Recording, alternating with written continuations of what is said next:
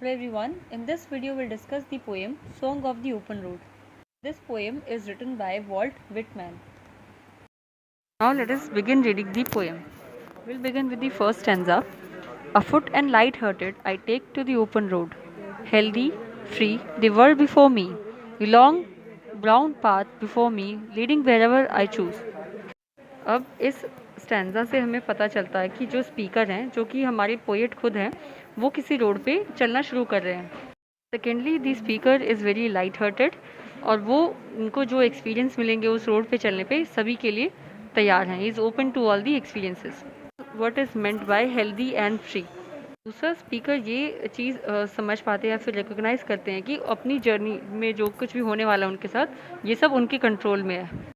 And he can choose where this path will lead him.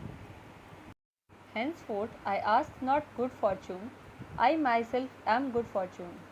Henceforth I whimper no more, postpone no more, need nothing.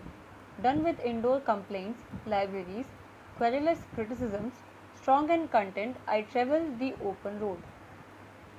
यहाँ पे जो poet है वो ये कह रहे हैं कि उन्हें किसी गुड लक गुड फॉर्चून की ज़रूरत नहीं है, बिकॉज वो अपने लिए खुद ही बहुत लकी हैं, वो अपना खुद का गुड फॉर्चून है. देन ही सेइंग दैट वो अभी किसी भी चीज़ के लिए ना रोएंगे ना हेजिटेट करेंगे. वो जो भी उनका मन चाहेगा वो सब करने के लिए फ्री हैं. इससे आगे शायद वो अपने वर्क प्लेस या फिर जो उनका घर या कुछ भी हो सकता है जिसके अंदर की बहुत ज़्यादा डिस्टर्बेंसेस होती होंगी, बहुत ज़्यादा नॉइज़ और फाइट्स होती होंगी, इसलिए वो कह रहे हैं कि now is in an open road. अब उन बंद दीवारों के बीच में से वो बाहर आ चुके हैं. Now he is strong and happy. The earth that is sufficient, I do not want the constellations any nearer.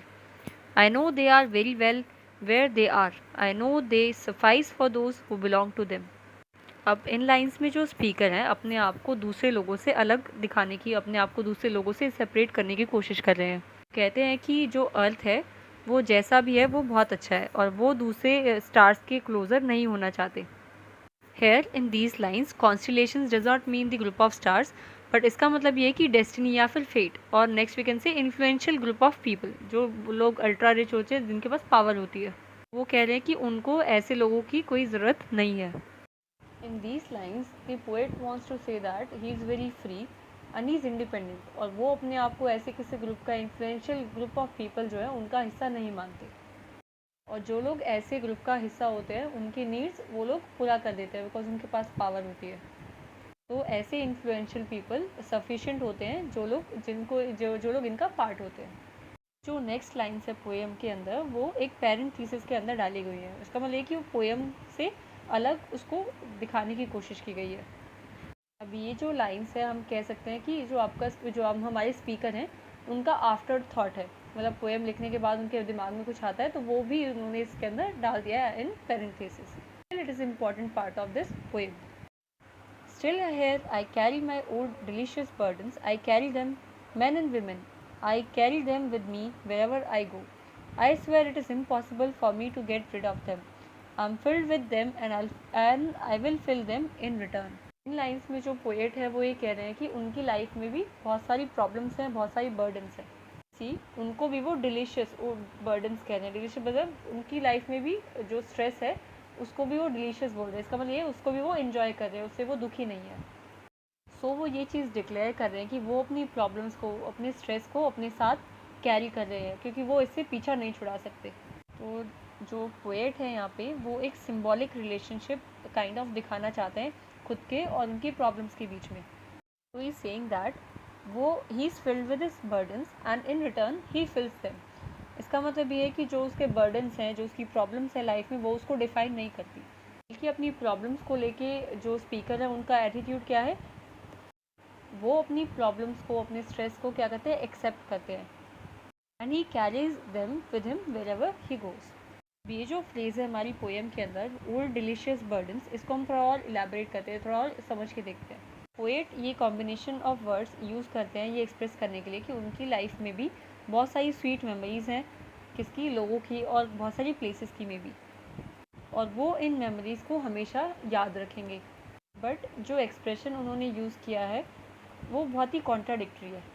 वो उन्हें डिलीशियस भी बोल रहे हैं और उसके साथ साथ उन्हें बर्डन भी बोल रहे हैं. Because the author wants to be free from any such type of attachment. वो किसी भी चीज़ से इतनी मुमाय नहीं रखना चाहते. We wants to be free, but फिर भी वो उन मेमोरीज़ को अपने अंदर हमेशा के लिए रखेंगे और उनको चेरिश करेंगे अपने हार्ट में फॉर एवर.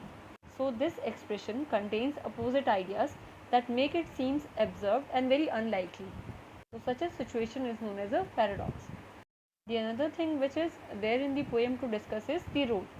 यहाँ पे जो पोएट है वो उस रोड की बात नहीं कर रहे सिर्फ जिस पे कि लोग चलते हैं. It is the road of life. Let us also know what is the rhyme scheme of this poem. तो ये जो पोएम है इसकी कोई राइम स्कीम नहीं है. It is a free verse. तो फ्री वर्स क्या होता है? ये भी एक लिटरेरी डिवाइस होता है और बट ये फ्री होता है सभी लिमिटेशन से. ये राइम नहीं करता किसी भी फिक्स्ड पैटर्न या किसी भी फिक्स फॉर्म में. जो लिटरेरी डिवाइस है वो मेनली यूज़ होता है आपकी मॉडर्न डे पोएट्री में. We can say a free verse is the use of internal patterns of sound. Have we finished discussing this poem? If you have any doubt, you can post me in comments. Thank you for watching and have a nice day.